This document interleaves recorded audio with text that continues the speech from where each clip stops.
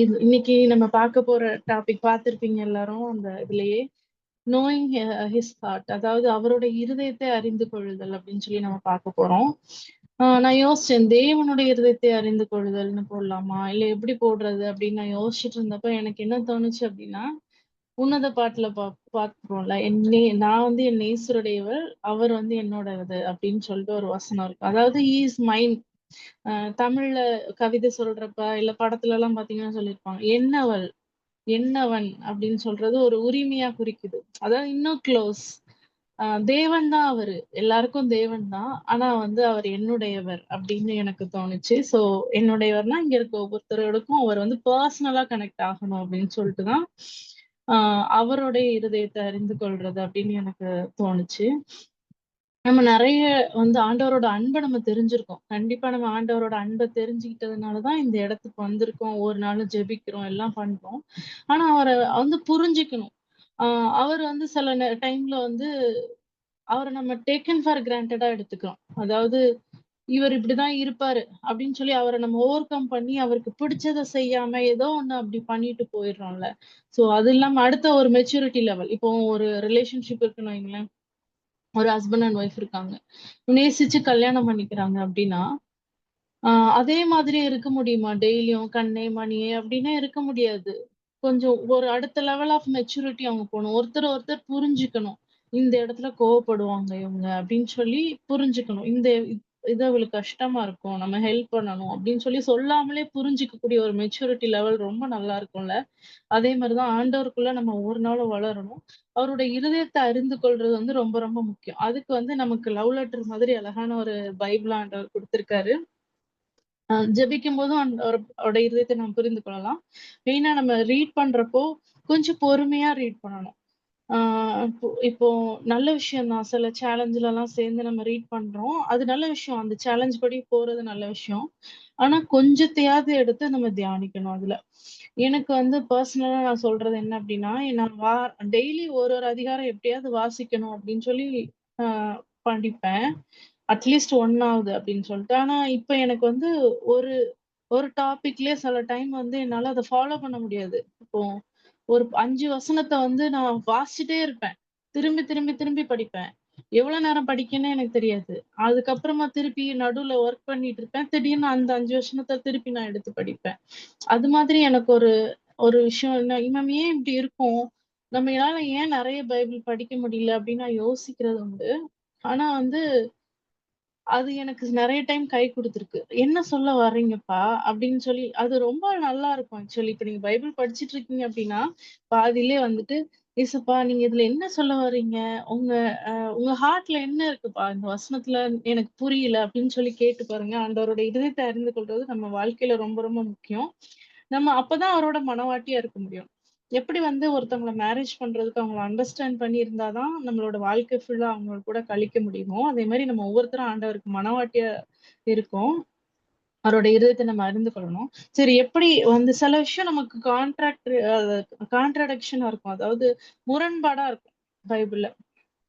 ஒரு இடத்துல ஒரு மாரி சொல்லியிருக்கோம். இன்னொரு இடத்துல இன்னொரு மாரி சொல்லியிருப்போம். இது பண்ணலாமா? வேண்டாமா? அப்படின்ற மாரி இருக்கும். அப்படிப்பட்ட இடத்துலலாம் கொஞ்சம் நிறுத்தி நீங்க என்ன யோசிச்சு இப்படி எழுதியிருக்கீங்க? எந்த சிச்சுவேஷன்ல நீங்க இப்படி எழுதியிருக்கீங்க? நீங்க என்னப்பா எக்ஸ்பெக்ட் பண்றீங்க? அப்படின்னு சொல்லி நம்ம கேட்டு அவரோட இதயத்த அறிந்து கொள்ளணும். நான் ஒரு சின்ன எக்ஸாம்பிள்ஸா நான் உங்களுக்கு இன்னைக்கு சொல்றேன். மெயினானது நம்ம என்ன அப்படின்னா, ஆ நம்ம டெய்லி ஜெபிக்கிறோம், பைபிள் படிக்கிறோம், நல்ல விஷயம் தான். அதுல எப்படி அவர் கூட நெருங்குறோமா? அவரோட இருதயத்த அறிஞ்சுக்கிறோமா? அப்படிங்கிறதுல இன்னும் கொஞ்சம் கவனமா நம்ம இருக்கணும். அப்படிங்கிறதுக்கு ஒரு ரிமைண்டர் தான் இந்த மீட்டிங். சரி, மத்தேயு 6வது அதிகாரம் 6வது வசனத்துல ஒரு வசனம் சொல்லியிருக்கு. "நீயோ ஜெபம் பண்ணும்போது உன் அறை வீட்டுக்குள் பிரவேசித்து, உன் கதவைப் பூட்டி, அந்தரங்கத்தில் இருக்கிற உன் பிதாவை நோக்கி ஜெபம் பண்ணு. அப்போ வந்து அந்தரங்கத்துல பார்க்கிற உன் பிதா வெளியரங்கமாய் உனக்கு பலன் அளிப்பார்." அப்படின்னு சொல்லி இந்த வசனம் அழகா போட்டிருக்கு. அதாவது பிரேயர் பண்றப்போ கதவ பூட்டிட்டு பிரேயர் பண்ணு அப்படின்னு சொல்லி இந்த வசனம் சொல்லியிருக்கு. நல்ல வசனம் தான். அது ஒரு சம்பவமும் நம்ம படிச்சிருக்கோம். என்னன்னா, ஆயக்காரர் வந்து என்ன பண்ணாங்க அப்டின்னா, ஒரு ஆயக்காரன் வந்து எல்லாருக்கும் கேட்கிற மாரியா ரொம்ப பெருமையா ஜெபம் பண்ணாரு. எனக்கு வந்து இதெல்லாம் இந்த பாவி மாதிரி என்னைய வைக்கல. சாரி, ஆயக்காரன் வந்து நான் பாவின்னு சொல்லி ஜெபம் பண்ணா, இவன் வந்து நான் இந்த ஆயக்காரன மாதிரி நான் வைக்கல அப்படின்னு சொல்லி பெருமையா பிரேயர் பண்றாரு. அப்போ வந்து ஆண்டவருக்கு வந்து யாரோட ஜெபத்த கேட்டாருன்னு பார்த்தா, ஆயக்காரனோட ஜெபத்த கேட்டாரு அப்படின்னு சொல்லி பார்ப்போம். ஸோ ஒருத்தவங்க வந்து வெளியரங்கமா பிரேயர் பண்றாங்க. அது அந்த ஜெபத்த ஆண்டவர் கேட்கல. ஒருத்தர் வந்து இவர மாரி நான் இல்ல அப்படின்னு மனதுருக்கத்தோட பிரேயர் பண்றாரு. அத ஆண்டவர் கேட்கிறாரு. சரி, இந்த சம்பவத்த நான் எதுக்காக எடுத்தேன் அப்படின்னா, நம்ம அப்படியே பின்னாடி போய் பார்த்தோம் அப்படின்னா, பழைய ஏற்பாட்டுல ஆ தானியேல் வந்து ஜெபிக்க கூடாது. அதாவது ஆ ராஜாவ தவிர யாரையும் ஜெபிக்க கூடாது அப்படின்னு சொல்லி ஒரு சட்டம் போட்டுட்டாங்க. இப்ப வந்து என்ன பண்றாரு அவரு அப்படின்னா, எப்போதும் போல பலகணிகள திறந்து அவர் ஜெபிக்கிறது எல்லாருக்கும் தெரியும்படியா ஜெபம் பண்ணாரு அப்படின்னு சொல்லி சொல்லியிருக்கு. 2 விஷயம் வந்து வித்தியாசமா இருக்கு இந்த இடத்துல. இப்போ சொல்லுங்க, நம்ம என்ன பண்ண போறோம்? ரூம மூடிட்டு ஜெபம் பண்ண போறோமா? ரூம திறந்து வச்சுட்டு பிரேயர் பண்ண போறோமா? அப்படின்னு சொல்லி பார்த்தோம் அப்படின்னா, இதுக்கு வந்து ஒரு டாக்டரினாவே கொஞ்ச நாள் கழிச்சு உருவாயிரும். கதவ மூடி ஜெபம் பண்ணணுமா? இப்படிதான் நெறைய விஷயம் நம்ம பண்றது ஆயிட்டு இருக்கு. ஆ ஆனா, அதுல என்ன கான்செப்ட் அப்படின்னு பார்த்தோம்னா, இதுல ஆண்டவர் சொல்ல வர்றது என்னன்னா, முன்னாடி இருக்கிறது அதெல்லாம் பார்த்தோம் அப்படின்னா, நீங்க தர்மம் செய்யும்போது மனுஷரால எல்லாருக்கும் தெரியும் மாரி செய்யாதீங்க. அவங்கள சுத்தி இப்ப நெறைய பரிசேயர் இருக்கிறாங்க. இயேசப்பா வாழ்ந்த காலத்துல. பரிசேயர் வந்து நான் தான் வந்து பரிசுத்தவான் அப்படின்னு காட்டிக்கிறதுக்கு ரொம்ப ஆர்வமா இருக்கிறவங்க. அவங்க என்ன பண்ண ஆரம்பிச்சுட்டாங்க அப்படின்னா, எல்லாருக்கும் தெரியிற மாரி ஜெபம் பண்ண ஆரம்பிச்சுட்டாங்க. வந்து சாட்சி சொல்லுவாங்கன்னு வச்சுக்கோங்களேன். இப்ப இருக்கிற மாரி சொன்னா, நான் வந்து ஜெபித்துக் கொண்டிருந்தேன். விடிகாலை 3 மணிக்கு நான் ஜெபித்துக் கொண்டிருந்தேன் அப்படின்ற மாதிரி, அப்ப எனக்கு ஆண்டவர் இத பண்ணாரு. சாட்சி சொல்றது தப்புன்னு நான் சொல்லல. அது என்ன அர்த்தத்துல நம்ம சொல்றோம்ன்றதுதான், அதுல வந்து நம்ம ஜெபம் பண்ணத காட்டணும்னு நெனைக்கிறோமா? இல்ல ஆண்டவருக்கு காட்டணுன்றோமான்னு தான் பெரிய விஷயம். இந்த மாரி ஒரு சிச்சுவேஷன் ஒரு கும்பலுக்கு நடுவுல ஏசப்பா இருக்கும்போது சொல்றாங்க. "நீ வந்து அறை கதவ பூட்டி பிரவேசித்து ஜெபம் பண்ணு. உள்ள போய் பிரேயர் பண்ணு" அப்படின்னு சொல்லிட்டு. தானியேல் இருந்த காலகட்டம் என்ன அப்படின்னா, அவர் வந்து ஆ ஒரு இடத்துல தைரியமா ஆண்டவர பத்தி பிரேயர் பண்ண வேண்டிய ஒரு சிச்சுவேஷன்ல அவர் இருந்தாரு. அந்நிய தேசத்துல அவர் இருந்தாரு. அவர் சில விஷயத்த ப்ரோக்ளைம் பண்ண வேண்டியிருக்கு. அதாவது நான் ஆண்டவரோட பிள்ளை அப்படிங்கிறத அவர் காட்ட வேண்டிய ஒரு சூழ்நிலையில அவர் இருந்தாரு. அவர் யாரையும் டிஸ்டர்ப் பண்ணல. அங்க போய் சுவிசேஷம் சொல்லி எல்லாரையும் இழுக்கல. அவர் வந்து அவரால முடிஞ்சத அங்க அவர் பண்ணாரு. அறைக்கதவெல்லாம் திறந்துட்டு, பால்கனி எல்லாம் பலகணிகள்லாம் திறந்துட்டு, உட்கார்ந்து பிரேயர் பண்றாரு. இப்போ வந்து இதுல பிரேயர் பண்றது எங்க இருந்து பண்றோம்ன்றது முக்கியம் இல்ல. ஆண்டவர் என்ன சொல்ல வர்றாருன்னா, பெருமையான பிரேயர் இருக்கக்கூடாது அப்படின்னு சொல்லி இந்த இடத்துல சொல்ல வர்றாரு. ஆ இத இத மாதிரி சின்ன சின்ன விஷயங்கள் நெறைய பைபிள்ல இருக்கு. எதுக்காக என்ன சொல்றீங்க ஏசப்பா? அப்படின்னு சொல்லி நம்ம கேட்க போறோம். இன்னொன்னு ஒரு விஷயம் நான் சொல்ல வர்றத ஒழுங்கா கன்வே பண்ணுவேனான்னு எனக்கு தெரியல. நான் ஆண்டவர்ட்ட பிரேயர் பண்ணி கேட்டுருக்கேன். தேவையில்லாம எதுவும் பேசக்கூடாது. கரெக்ட்டா பேசணும் அப்படின்னு சொல்லிட்டு. சரி, மத்தேயு 15:2. மத்தேயு தான் இப்ப நான் படிச்சுட்டு இருக்கேன். அதனால மத்தேயுலருந்து நெறைய வசனங்கள் வரும். மத்தேயு 15 2வது வசனம் எடுத்தோம் அப்டின்னா, ம் இது வந்து பரிசேயர் வராங்க. இயேசுப்பா கிட்ட வராங்க. எருசலேம்ல இருந்து வராங்க. அப்பா! ஆ பயங்கரமான ஒரு சிட்டில இருந்து வராங்க. வேதபாரகர், பரிசேயர் அவங்க வராங்க. ஒரு பொட்டணம் புடிச்சுட்டு வராங்க. ஒரு மூட்டை கட்டிட்டு வராங்க ஒரு பிரச்சனை. "உம்முடைய சீஷர்கள் முன்னோர்களின் பாரம்பரியத்தை ஏன் மீறி நடக்கிறார்கள்? கை கழுவாமல் போஜனம் பண்ணுகிறார்களே!" அப்படின்னு சொல்லி கேட்குறாங்க. அதுக்கு வந்து ஆ ஆண்டவர் என்ன சொல்றாரு அப்டின்னா, "நீங்கள் உங்கள் பாரம்பரியத்தினாலே தேவனுடைய கற்பனை ஏன் மீறி நடக்கிறீர்கள்?" அப்டின்னு சொல்லி. அதாவது அத படிச்சு பார்த்தா ரொம்ப நல்லா இருக்கும். அவர் வந்து சீஷர்களுக்கு அவ்ளோ சப்போர்ட் பண்ணி பேசியிருப்பாரு. லாஸ்ட்ல வந்து வாய்க்குள்ள போறது ஒண்ணும் மனுஷன தீட்டுப்படுத்தாது. வாயிலருந்து வெளிய வர்றது தான் மனுஷன தீட்டுப்படுத்தும். வார்த்தை தான் மனுஷன தீட்டுப்படுத்தும். உள்ள போறதுனால யாரும் தீட்டுப்பட மாட்டாங்க அப்டின்னு சொல்லி சொல்றாரு.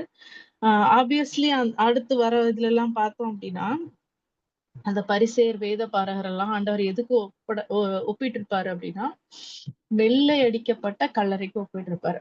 அதாவது வெளிய பார்த்தீங்கன்னா, பயங்கர சூப்பரா இருக்கும். உள்ள வந்து அவ்ளோ கிரிஞ்சு. அவ்ளோ மோசமான ஒரு குணம். அவ்ளோ கசப்பு. எப்படி ஒரு செத்துப்போன கல்லறைக்குள்ள இருக்கும். அத மாதிரி அவங்க இருதயம் இருந்திருக்கு. அதனால தான் அவங்க அப்படியே ஒரு பெரிய பிரச்சனையா மூட்டை கட்டி கொண்டுட்டு வராங்க. அவருடைய சீஷர்கள் வந்து எவ்ளோ விஷயத்த விட்டுட்டு ஆண்டவர் பின்னாடி வந்திருக்காங்க. அவங்க எவ்ளோ தியாகம் தானே அதெல்லாம். எல்லாத்தையும் விட்டுட்டு ஆண்டவர் பின்னாடி வர்றது எவ்ளோ பெரிய தியாகம். அவ்ளோ அற்புதங்கள செய்றாங்க. எவ்ளோ விஷயம் கண்ணு முன்னாடி நடக்குது. அத விட்டுட்டு அவங்க முன்னோர்களுடைய பாரம்பரியத்தை மீறி கை கழுவாம சாப்பிடுறாங்க அப்படின்னு ஒண்ண கொண்டுட்டு வர்றாரு. ஆண்டவர் வந்து கை கழுவ வேணாம் அப்படின்னு சொல்ட்டாரு. வாயில இருந்து வெளிய வர்றதான்டா பிரச்சனை. உள்ள போறது வந்து அது பிரச்சனை கிடையாது அப்படின்னு சொல்ட்டாரு. இதுல வந்து ஏசப்பா பாரம்பரியத்துக்கு எதிரானவரா? கை கழுவாம சாப்பிடுறது நல்லது தானே! அத ஏன் அவரு வேணாங்கிறாரு? கொஞ்சம் யோசிச்சு பார்க்கணும். அதே மாதிரி ஆண்டவர் வந்து அதுக்கு எதிரானவர் கிடையாது. இன்னொரு வசனத்த நம்ம பார்ப்போம். லூக்கா 7:14.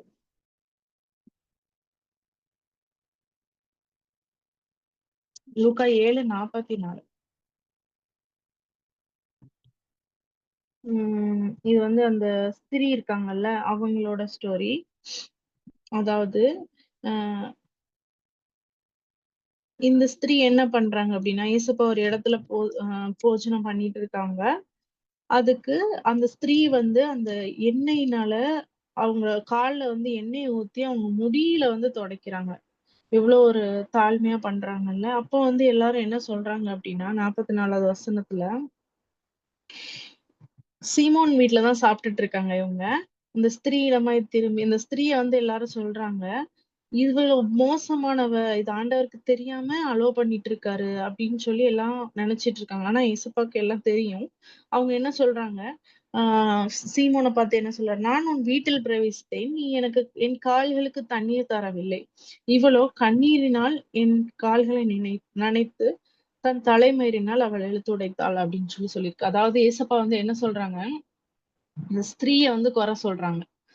சீமோன். அப்ப ஏசப்பா என்ன சொல்றாங்க பதிலுக்கு அப்டின்னா, "நான் உன் வீட்டுக்கு தானே வந்திருக்கேன். நீ எனக்கு கால் கழுவ தண்ணி தரணும்ல.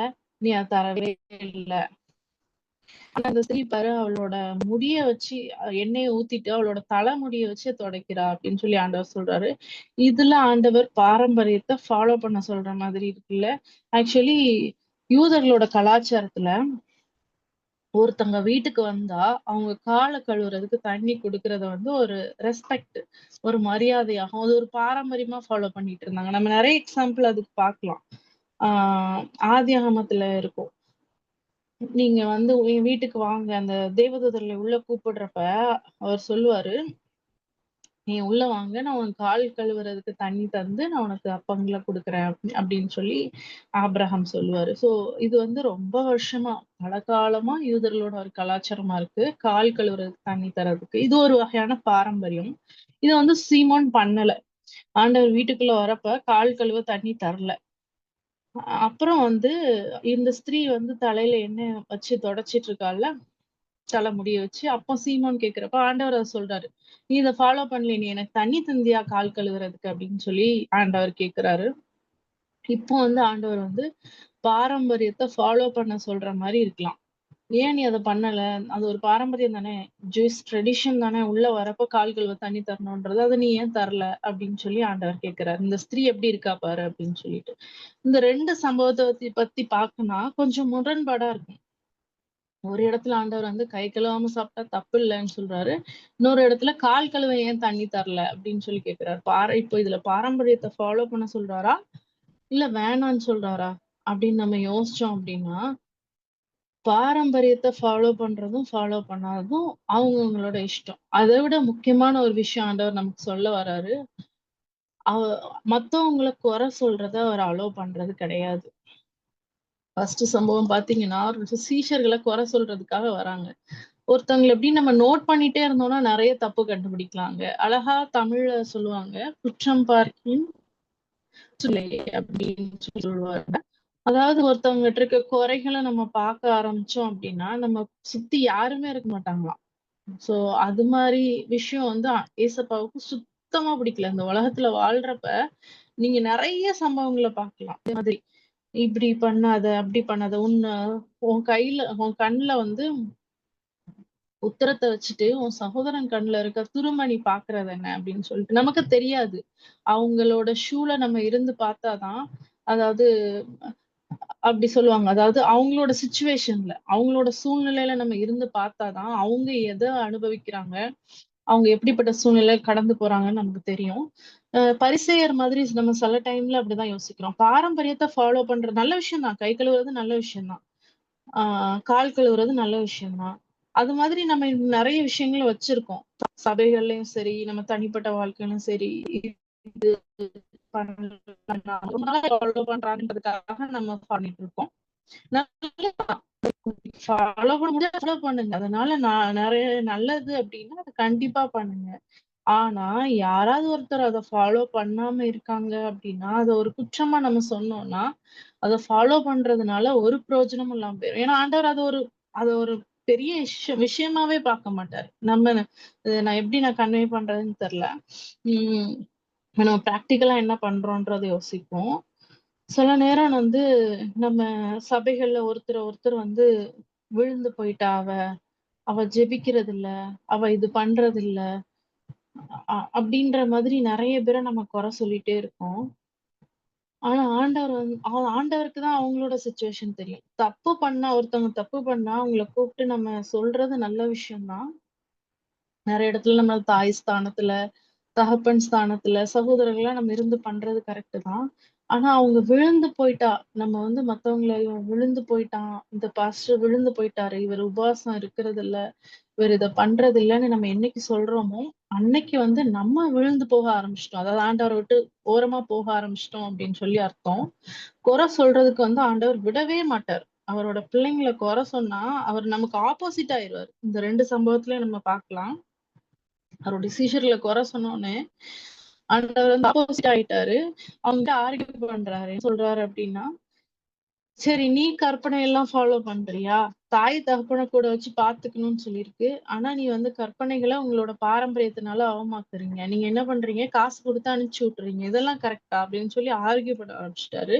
அதே மாரி இங்க சீமோன் அந்த ஸ்திரிய குறை சொல்றான்.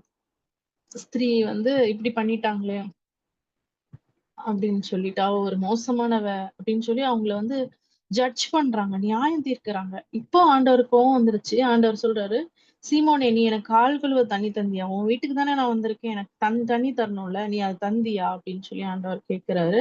சோ இதுல இருந்து ஆண்டவரோட இருதயத்துல இருக்கிற விஷயம் என்ன அப்படின்னா, பாரம்பரியத்த விட மத்தவங்கள குறை சொல்றது அவருக்கு சுத்தமா இஷ்டம் கிடையாது. நம்ம பாரம்பரியத்தினால ஒரு வேளை யாரையாவது நம்ம குறை சொல்லிட்டு இருக்கோம்னா, நம்ம சபையில, நம்ம வீட்ல அ யாரையாவது நம்ம குறை சொல்லிட்டு இருக்கோம்னா, அது ஆண்டவருக்கு பிரியம் இல்லாத விஷயம். அவர் நம்மள விட்டு தள்ளி போயிருவாரு. அவரோட இருதயத்த நம்ம அறிந்து கொண்டு அவர்கிட்ட போனோம் அப்டின்னா, அவரோட இருதயத்துல இருக்கிற ஒரு குணாதிசயம், அவர் குறை சொல்றது அவருக்கு சுத்தமாவே பிடிக்காது. இப்ப யார்கிட்டயாவது குறை சொல்லிட்டு இருக்கீங்க ஒருத்தவங்கள பத்தி அப்டின்னா, நான் என்னோட வாழ்க்கையில நடந்த சம்பவத்த சொல்றேன். சில நேரம் நான் குறை சொல்ல ஆரம்பிக்கும்போது, ஆண்டவர் இப்டி சொல்லிருவாரு. அப்டி எனக்கு தோணும். ஆவிக்குரிய விதத்துல அப்டி தோணும். உஷ்ன்னு சொல்ற மாதிரி. ஓகே, வேண்டாம் அப்டின்னு சொல்லி எனக்கு அப்டியே துரு துரு துரு துருன்னு வரும். நாக்கு கிட்ட வந்துரும் வார்த்தை. இப்டி பண்ணிட்டாங்க அப்டின்னு சொல்லிட்டு. அப்போ இல்ல இது தப்பாச்சே, ஆண்டவருக்கு பிடிக்காதே அப்டின்னு சொல்லி ஸ்டாப் பண்ணிருவேன். அது நெறைய பிரச்சனைகள அவாய்ட் பண்ணும். இப்ப நீங்க ஒருத்தவங்கள நேசிக்கணும்னு நெனைப்பீங்க. ஆனா, அவங்கள பத்தி முன்னாடி நடந்த விஷயத்த குறையா வேற யார்ட்டயாவது சொல்லிட்டு இருந்தீங்கன்னா, கடைசி வரைக்கும் அவங்கள நம்ம நேசிக்க முடியாமலே போயிரும். ஆண்டவரோட இருதயத்துல இருக்கிற விஷயத்த நம்மளால பண்ண முடியாம போயிரும். ஸோ இந்த பாரம்பரியத்தினால நம்ம தேவனுடைய கற்பனை நம்ம அவமாக்க கூடாது. மத்தவங்கள குறை சொல்லக்கூடாது. அ பாரம்பரியத்த ஃபாலோ பண்றது நல்லது தான். நான் இத கன்வே பண்ணணும்னு நெனச்சிருக்கேன். பாப்போம். பாரம்பரியத்த ஃபாலோ பண்றது நல்ல விஷயம் தான். ஆ கற்பனை ஆண்டவர் கற்பனைகள குடுத்தாரு. 10 கற்பனை கட்டளைகள். அது மட்டும் இல்லாம 618 நெனைக்கிறேன். ஆமா 618 கற்பனைகள் குடுத்திருக்காரு மோசேக்கு. இதெல்லாம் ஃபாலோ பண்ணு அப்படின்னு சொல்லிட்டு. அந்த கற்பனைகள் என்ன ஆச்சு அப்படின்னா, கொஞ்சம் கொஞ்சமா போய் பாரம்பரியமா ஆயிடுச்சு. இப்போ ஏசப்பா இந்த உலகத்துக்கு வரப்ப சொல்லியிருக்காரு, "அந்த கற்பனைகளை நிறைவேற்ற வந்தேன்" அப்படின்னு சொல்லி. அது வேற மாரி ஆயிடுச்சு. ரூல்ஸ் ஆயிடுச்சு. எதுக்கு எத பண்றோம்னே தெரியாம, மாத்தி மாத்தி பண்ண ஆரம்பிச்சு, அவங்கவங்களுக்கு ஏத்த மாரி போதிக்க ஆரம்பிச்சு, இப்ப வேத பாரகர், பரிசேயர்லாம் அவங்களுக்கு ஏத்த மாரி போதிக்க ஆரம்பிச்சுட்டாங்க. இப்ப ஃபார் எக்ஸாம்பிள் சொல்லணும்னா, பலியிடணும் இல்ல? இப்போ பலியிடணும்னா, ஆடு வளர்க்கணும், புறா குஞ்சு கஷ்டப்பட்டவங்க புறா குஞ்சு வாங்குவாங்க. அதுவும் இல்லாதவங்க என்ன பண்ணுவாங்க? இல்ல அது மாதிரி நெறைய அதுல பிரச்சனைகள் இருந்துச்சு அந்த கற்பனைகள. அத வந்து வேத பாரகர்களும், பரிசேயர்களும் அவங்களுக்கு ஏற்ற மாரி யூஸ் பண்ணிக்கிட்டாங்க. அ அதாவது அந்த அந்த சபை இருக்குல்ல, அதுல வந்து அந்த அனிமல்ஸ் எல்லாம் வச்சு விக்கிறது. நம்ம பைபிள்ல படிக்கிறோம். ஆண்டவர் வந்து டென்ஷன் ஆயிட்டாரு. அந்த எல்லாத்தையும் வந்து அடிச்சு தொரத்தி, என்னோட ஆலயத்த வந்து இப்படி ஆக்கிட்டீங்களே! கள்ளர் குகையாக்கிட்டீங்களே! அப்படின்னு சொல்லி ரொம்ப கோவப்பட்டுப்பான். அந்த மாதிரி நெறைய விஷயம் மாறி, மாறி அந்த கற்பனைகள்ன்றது மாறி, மாறி வந்துருச்சு. இதே மாதிரி நம்ம ஆண்டவர் சொன்ன விஷயங்கள் நம்ம கரெக்ட்டா ஃபாலோ பண்றோம்னு நெனச்சுட்டு, பாரம்பரியமா மாத்திட்டு இருக்கோம். ஆ சோ அதுல நம்ம கவனமா இருக்கணும். எதுக்கு எத செய்றோம்ன்றது கவனமா இருக்கணும். இந்த Zoom மீட்டிங் வந்து இப்போ நல்லா போயிட்டு இருக்கலாம். ஆண்டவரோட வார்த்தைய கேட்கறதுக்கு. இதுவே கொஞ்ச நாள்ல பாரம்பரியமா மாற வாய்ப்பு இருக்கு. அப்போ வந்து இல்ல இந்த விஷயத்துல நம்ம கரெக்ட்டா இருக்கணும். ஆண்டவரோட விஷயத்த நம்ம கரெக்ட்டா பேசணும் அப்படின்னு சொல்லி கரெக்ட்டா வந்துரணும். இதே மாரி தான் சபைகள்லயும் கண்டிப்பா சபைக்கு போகணும். அத நம்ம வந்து பாரம்பரியம் கற்பனையா அது எல்லாத்தையும் விட அது ஒரு சோசியல் எக்ஸ்பெரிமென்ட்டா பண்ணியிருக்காங்க. இப்ப நானே வந்து ஒரு 3 மாசம் சபைக்கு போகல அப்படின்னா, அ உங்ககிட்ட வந்து பேசும்போது, எனக்கும் ஆண்டவருக்கும் உள்ள கான்டாக்ட் கொஞ்சம் கம்மியான மாதிரி இருக்க வாய்ப்பு இருக்கு. ஆன்லைன்ல அட்டெண்ட் பண்றது அதெல்லாம் இருந்தாலுமே, இப்போ நான் இப்ப நானும் என் ஹஸ்பண்டும் இருக்கோம்னு வைங்களேன். அவரு எங்கேயாவது ஃபாரின் போயிருக்காருன்னா, நான் ஃபோன்ல அவர் கூட வீடியோ கால் பேசுவேன். ஆனா அப்படியே வாழ முடியுமா? முடியாதுல்ல. அவர் இங்க வரணும். நாங்க வந்து ஒண்ணா இருக்கணும். இதுதானே ரூலு. அதே மாரி தான் ஆன்லைன்ல அட்டெண்ட் பண்ணாலும், நம்ம வந்து சபைக்கு நேரா போகுறப்ப அதோட ஆசீர்வாதம், அதோட பிளெஸ்ஸிங்கே தனி தான். ஸோ இது வந்து ஒரு கற்பனை. இத நம்ம பாரம்பரியமா மாத்திறக் கூடாது. சபைக்கு கண்டிப்பா நான் போயிருவேன் அப்படின்னு சொல்லிட்டு சபையில போய் தூங்கிட்டு வர்றது, அந்த மாரி விஷயங்களுக்கு மாறிடும். அதே மாதிரி சில நேரம் சபை மேல ரொம்ப நம்ம வைராக்கியம் ஆயிரும். அந்த நல்ல சமாரியன் ஸ்டோரி பார்த்தோம்ல. அவன் வந்து சபைக்கு போகணும் அப்படிங்கிறதுனால, அவங்கள காப்பாத்தாம விட்டுட்டு போயிருவாரு. அந்த மாரியும் நம்ம ஆயிறக்கூடாது. சபைக்கு நம்ம எதுக்காக போறோம்? ஆண்டவர் கூட இருக்க கனெக்ஷனுக்கு. கண்டிப்பா உங்களுக்கு ஆவிக்குரிய போஜனம் குடுக்குற சபைக்கு போகணும். ஆனா, அத வந்து நம்ம பாரம்பரியமா மாத்திறக்கூடாது. அதுல நம்ம தெளிவா இருக்கணும். இத நான் வந்து ஒரு எக்ஸாம்பிள்க்காக நான் சொல்றேன். எதுக்கு எத பண்றோம்? ஜெபம் பண்றோம். 1 மணி நேரம் ஜெபம் பண்றோம். நல்லதுதான். அதுல டைம பாத்துட்டே 1 மணி நேரம் ஆயிடுச்சா அப்படின்னு சொல்லிட்டு குக்கர் விசில் வந்துச்சான்னு கவுண்ட் பண்ணிட்டு, கவனத்த சிதற விட்டு நம்ம அந்த 1 மணி நேரம் உட்கார்ந்திருந்தா அது வேஸ்ட். அது ஒரு பாரம்பரியம் மாரி ஆயிரும். எ எவ்வளோ நேரம் உட்கார்ந்திருக்கோமோ, 1 மணி நேரம் ஜெபிக்கிறது நல்ல விஷயம். 1 மணி நேரம் நீங்க ஜெபிச்சீங்கன்னா ரொம்ப நல்லது. அத கன்டின்யூ பண்ணுங்க. ஆனா உங்க சிந்தை முழுவதும் அவர பற்றியும், அவரோட இருதயத்தை பற்றியும் அறிந்து கொள்ள ஏற்றதா இருக்கணும். ஸோ நம்ம அத கரெக்ட் பண்ணி அவரோட இருதயத்துக்கு நேரா நம்ம போகும்போது, அதோட பிளெஸ்ஸிங் நமக்கு பெருசா இருக்கும். கர்த்தர் தாமே நம்ம ஒவ்வொருத்தரையும் ஆசீர்வதிப்பாராக. ஆமென்.